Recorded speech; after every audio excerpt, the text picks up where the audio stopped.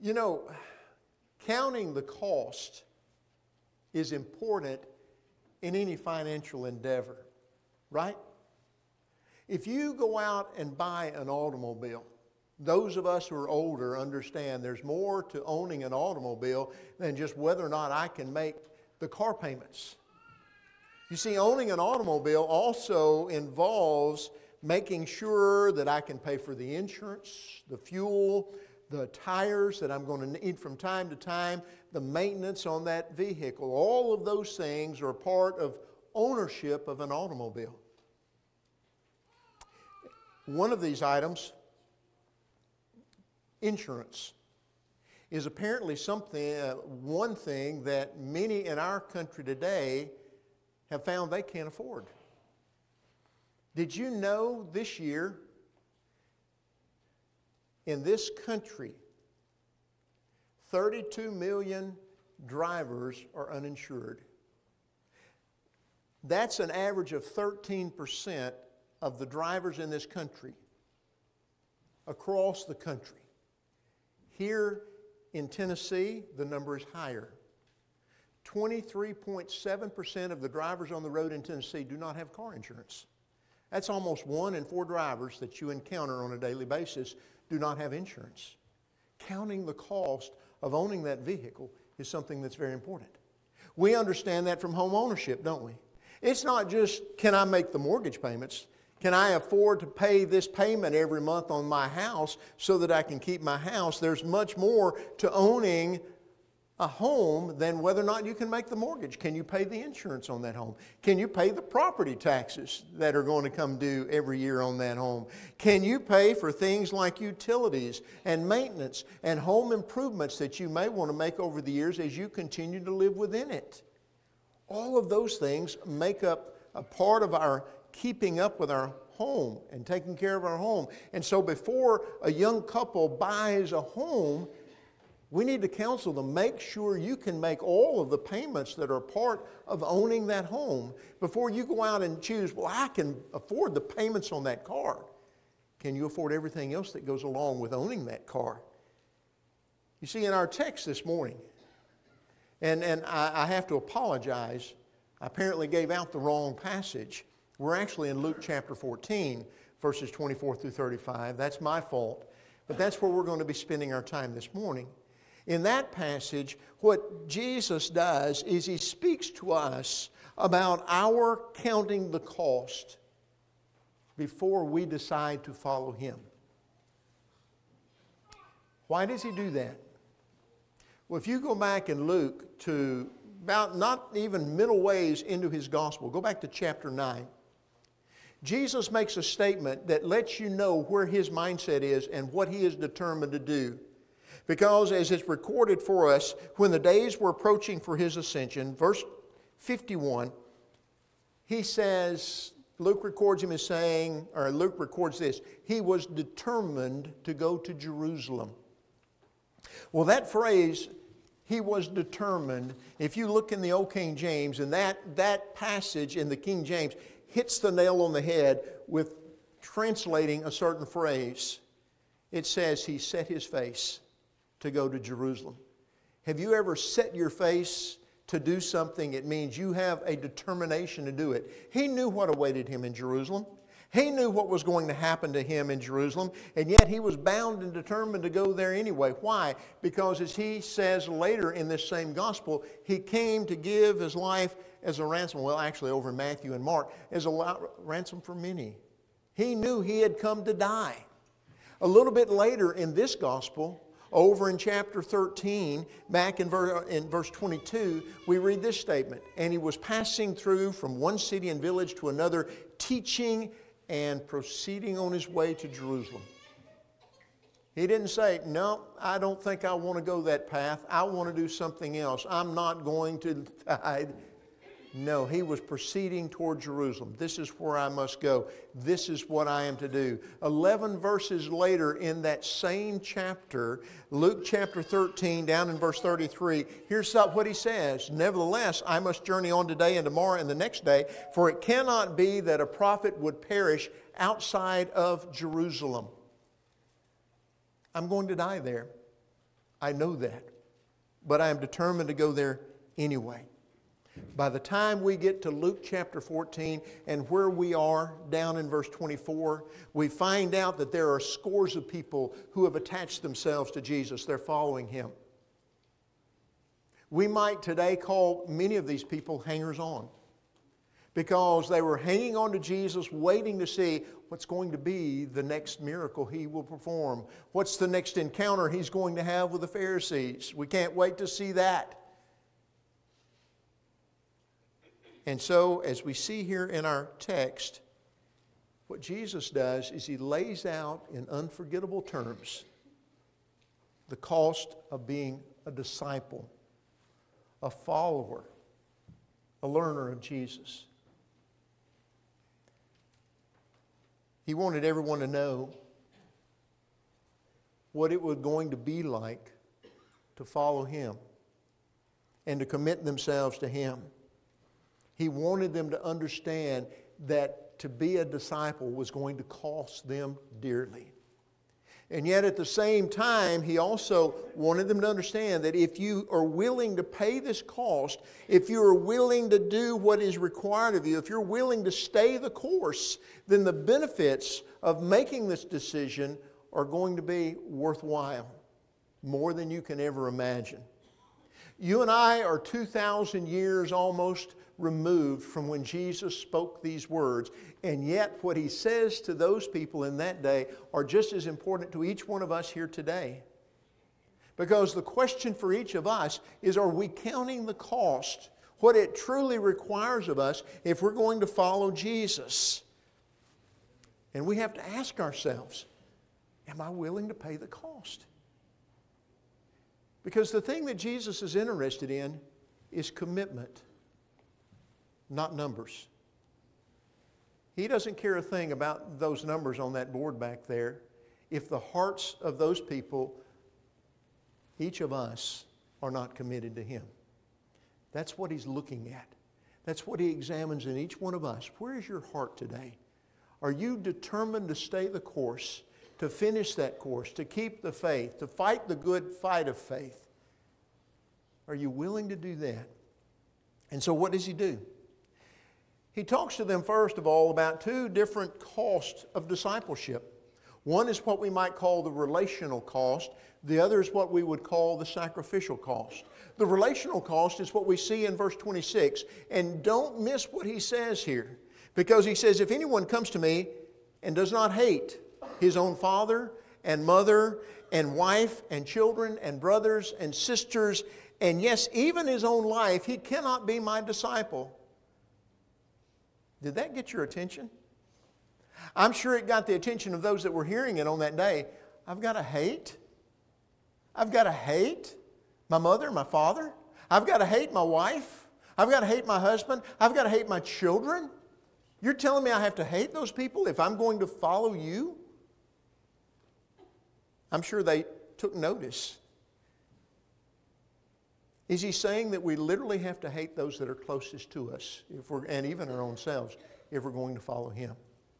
Is that literally what He's saying? No. The words He's using here and the way He's doing it is not literal, it's rhetorical. If it's not rhetorical, then you have to look at a whole group of other things that the Scriptures teach us. You remember one of the commandments that God handed down to Moses for the Israelites that says, honor your father and mother? That's what God said. It doesn't say anything about hating your father and mother. As a matter of fact, Paul reiterates that. Children, obey your parents in the Lord, for this is right. Honor your father and mother, which is the first commandment with promise that it may be well with you and that you may live long upon the earth. Paul taught that. He didn't say anything about hating your father and your mother. And also, how do we reconcile men? The statement that Paul makes to us over in Ephesians chapter 5, verse 25, where he says, husbands, love your wives, even as Christ also loved the church and gave Himself up for her. He teaches us to love our wives. So does Jesus mean that we have to hate our wives? And how do we deal with what Jesus did Himself, His own example, in that He took the children into His arms and He blessed them, as Mark tells us over in Mark 10, verse 16. Or what about the command that he gives in his Sermon on the Mount, Matthew chapter 5, verse 24, where he teaches us to be reconciled to your brother? Or what about the Sermon on the Plain over in Luke chapter 6? And if you can't keep up with these verses, they're on your handout, so don't worry about that. But in Luke chapter 6, verse 27, where he says there, love your enemies. What did Jesus really teach? He taught us to love your neighbor even as you love yourself, did he not? He said that's the second greatest commandment. He taught his disciples, you love one another even as I have loved you. And he said, by this will all men know that you're my disciples. He didn't say you hate them. He said you love them. So what is Jesus saying when he tells us that we have to hate all of these individuals? It is not a call for us to be insensitive. It is not a call for us to leave all of our feeling for one another behind. It is a call for us to put Jesus first in our lives, to give him the priority in our life. Matthew perhaps brings it out the best of all, because Matthew records Jesus on another occasion as saying this there in chapter 10, down in verse 37. He says there, he who loves father or mother more than me is not worthy of me. And he who loves son or daughter more than me is not worthy of me. You see, in Jesus' day, a person's decision to follow him came at great cost. It marked that person. You see, if you were living in Jesus' day and you were a Jewish individual and you made the decision, I want to follow Jesus Christ, certain things were about to happen to you. You were going to suddenly be excluded from the synagogue. You could no longer attend synagogue worship, where all of your family went. You not only would be excluded from the synagogue, you would be disowned by your family. They would say to you, I don't know you anymore. You're not a part of this family. I remember in my days in graduate school, there was a young man who was a Jew. He was converted to Christianity.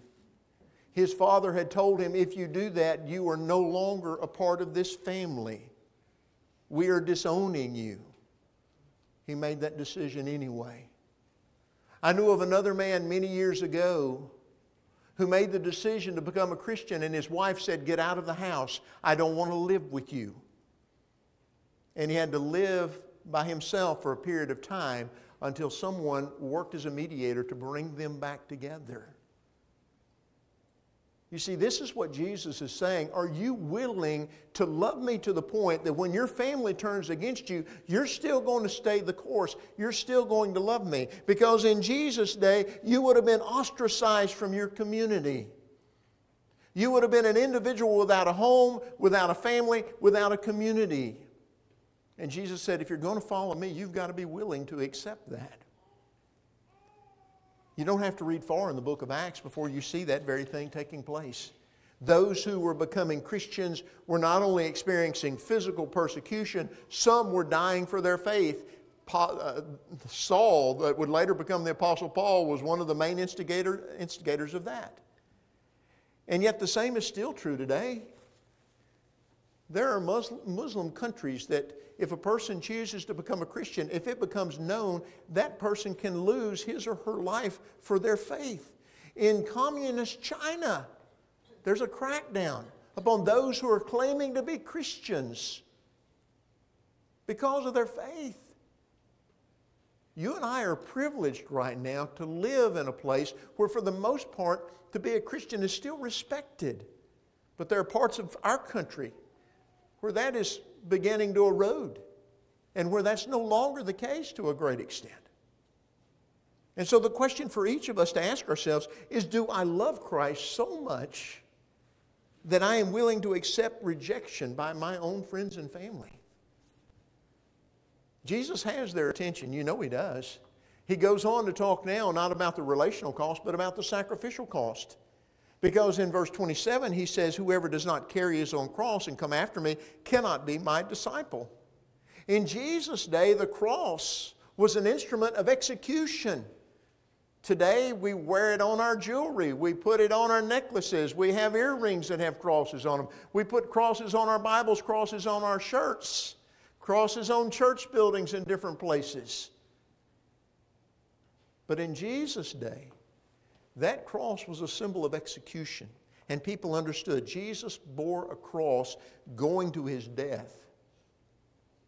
And it would be the Apostle Paul, a number of years later, after he had been preaching the gospel for a good period of time, who would write a letter to the Christians there in Philippi. And if you look over in Philippians chapter 3 and you look at verses 10 and 11, you find out what he says. He had a desire. What's the desire? He said, my desire is to know Him. That is Christ. And as he says, the power of His resurrection. And that I might share in the fellowship or in His sufferings, becoming like Him in His death. And then he says that by any means possible, I may attain to the resurrection from the dead. So what Jesus is saying is, if you want to follow me, and if you want to be my disciple, you must be willing to bear the pain of persecution. Make that sacrifice. It's something which Jesus said on another occasion in Luke's Gospel, there in Luke chapter 9, verses 23 and 24. I'll just share with you verse 23, that it's something we do on a daily basis. He said there, if anyone wishes to come after me, he must deny himself, take up his cross daily, and follow me. Every day we do that.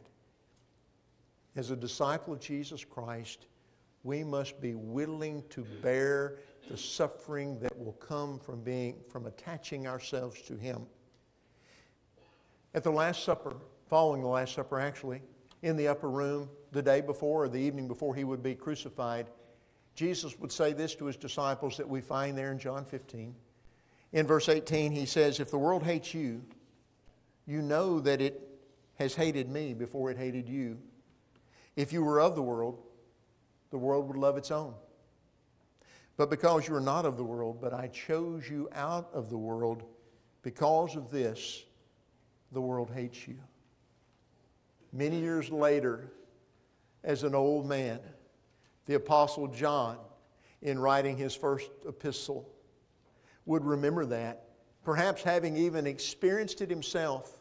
And he would write these words over in 1 John chapter 3, verse 13. He said, do not be surprised, brethren, if the world hates you. Don't be surprised if one day somebody hates you because you're a Christian. Jesus has got their attention, all right.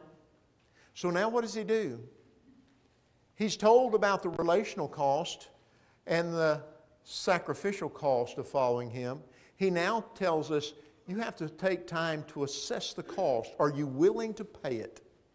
And He uses two illustrations, two parables. One is of a man building a tower. The other is of a king about to go into battle with his forces. The first one concerning the tower.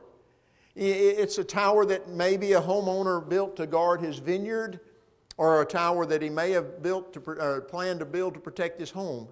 And Jesus' question is this: which one of you, when he wants to build a tower, does not first sit down and calculate the cost to see if he has enough to complete it?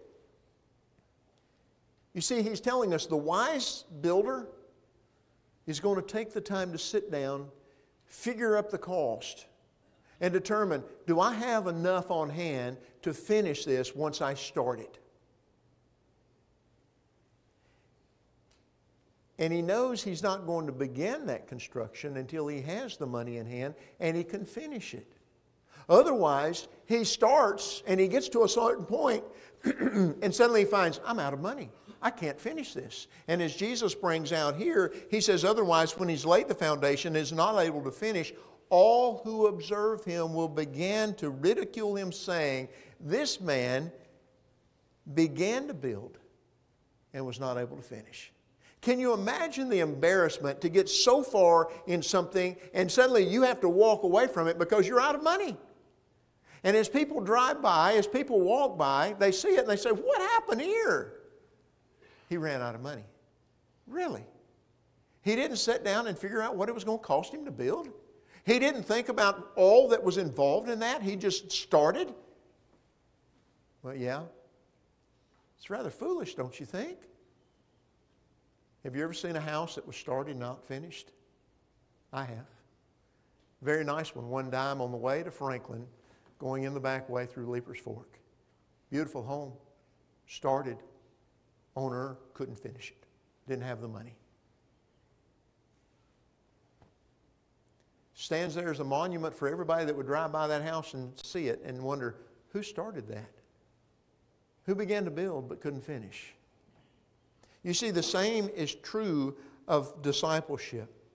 What Jesus is saying to those who were following Him that day and what He says to us now is that you and I must first sit down and consider whether we're ready to make that personal commitment to follow Jesus and to see it through. If we don't finish our course, if we don't keep the faith,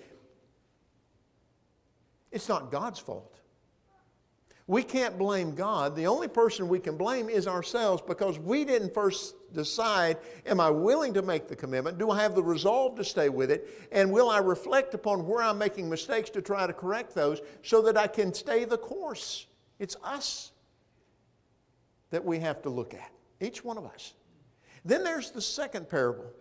It involves a king going out to battle against another king and his army. And both of these parables, if you look at them, are essentially the same in the basics, but they have some different emphasis. The first involves an individual going to build a tower. He can choose to build the tower. He can choose not to build the tower. Even if he has the money, he still has the freedom to say, I'm not going to build the tower. I don't want to build the tower. The king is in a different predicament. He has someone coming against him. He doesn't have the option to say, I don't want to deal with this today. I don't want to respond to this. He's got to do something. The question is, what will he do? He has half as many troops as the one coming against him, as Jesus says. King going out to meet another in battle, first sit down and consider whether he's strong enough with 10,000 men to encounter one coming against him with 20,000.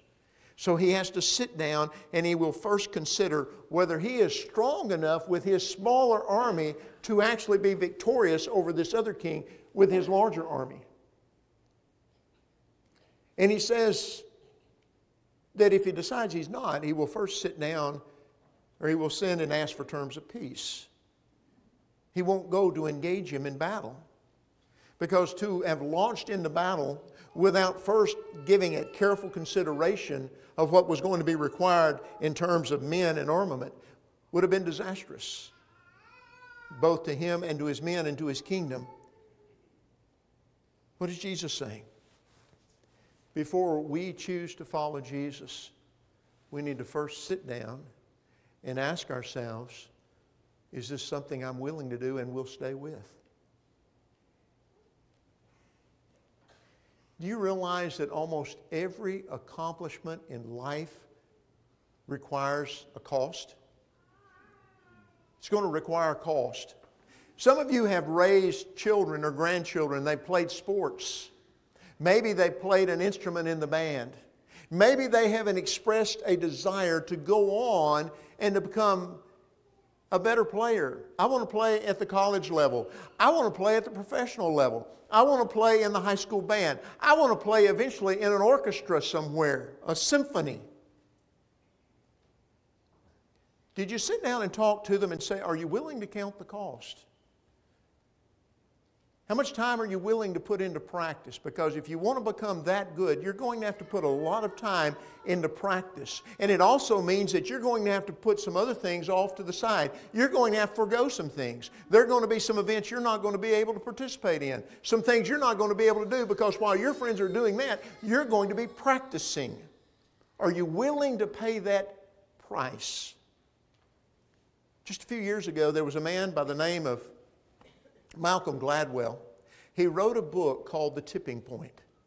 In that book, he talks about what he calls the 10,000-hour rule. I'd never heard it before until I read it. I thought, this is quite interesting.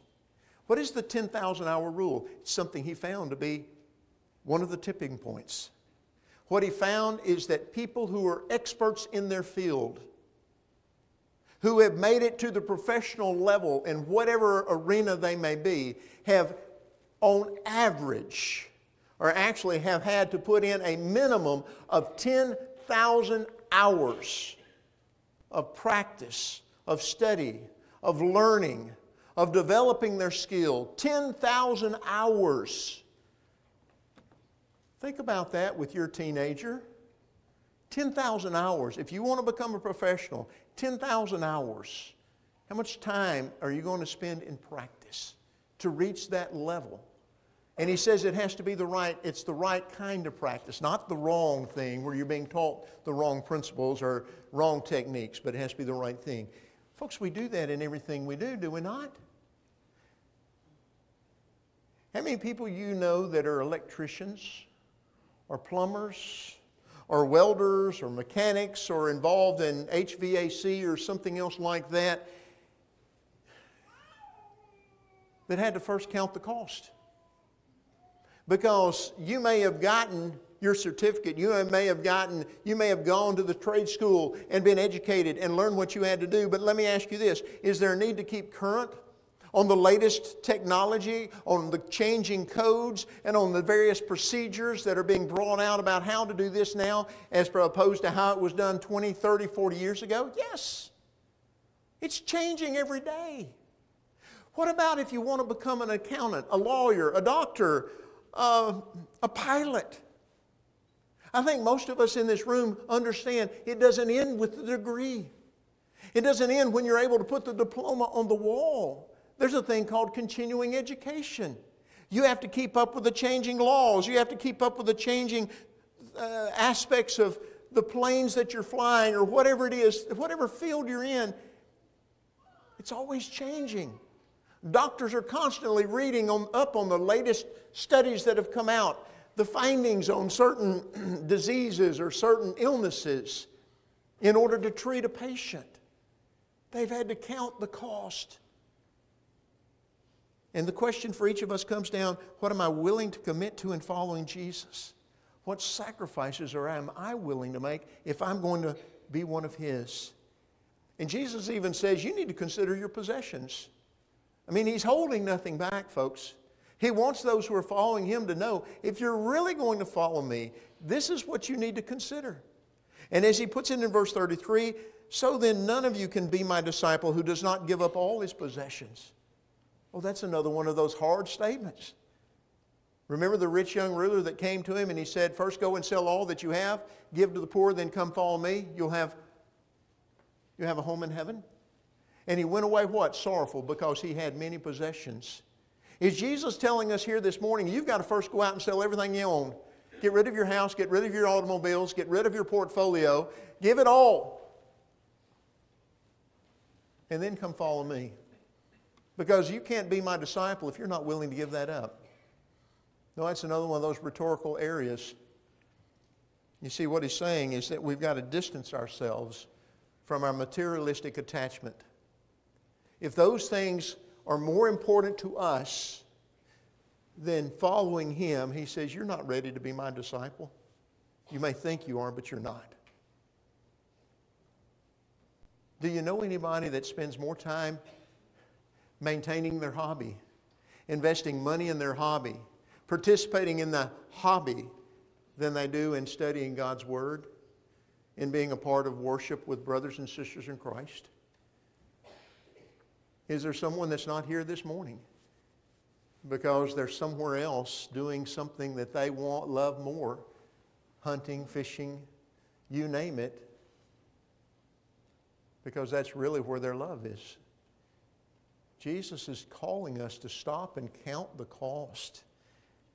It's not how little we give, but it's how much God deserves that is the real question. Look at how he ends. He says, therefore salt is good. But if even salt has become tasteless, with what will it be seasoned? It is useless either for the soil or for the manure pile, it is thrown out.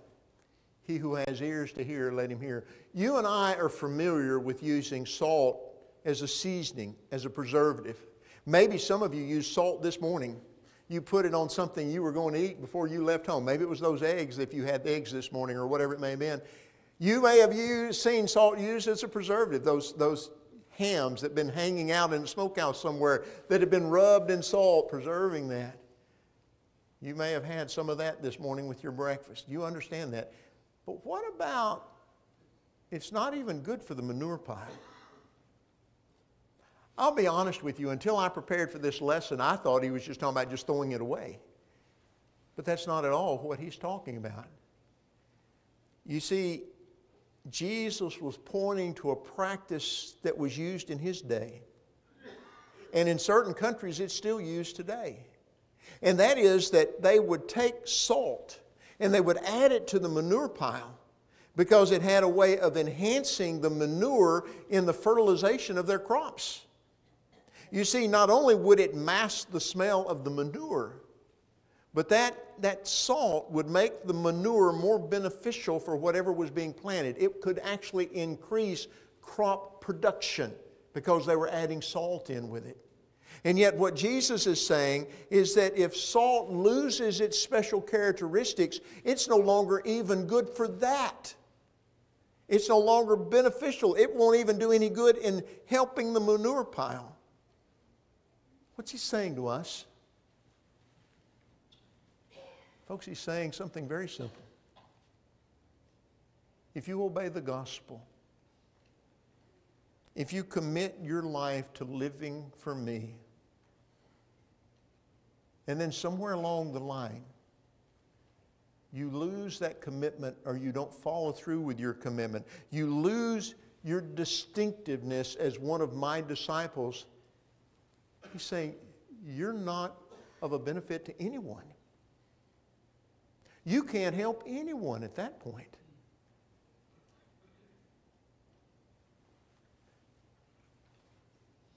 The question for all of us here this morning, maybe a couple of questions. Am I still devoted to the Lord? Am I still devoted to Him? Have I taken the time to count the cost? Am I paying that cost? Because He wants you to follow Him. He calls you. Come unto me, all you who are laboring or heavy laden. I will give you rest. He wants you to be His disciple. He wants you to be a part of His kingdom. But He's not going to hide it and tell you, it's going to be easy. You won't have any difficulty. You can do it in your sleep. No. He wants you to know it's going to cost. It's going to require something of you. The question is, are you willing to give it? Are you willing to give it every day of your life for the rest of your life until the day He finally calls you home? I pray that you are. If you need this morning, though, to rededicate your life because you know, I've been doing everything else but being committed to Him. I've worn that name Christian for a number of years, but I haven't really lived it out in my life. Change that today. Recommit. Let Him know, I want to be yours. And if you're a person here today that you've not yet made the commitment, sit down and count the cost. Don't just jump up and say, I want to become a Christian. Count the cost. Ask Him to help you be faithful in following Him all the days of your life. And if you're ready today to obey the gospel, to turn away from the sin that's in your life, to truly follow Him and to confess Him as your Lord and your Savior, and to be buried with Him in baptism, if you're ready to do that today, then we invite you to come right now as together we stand and sing.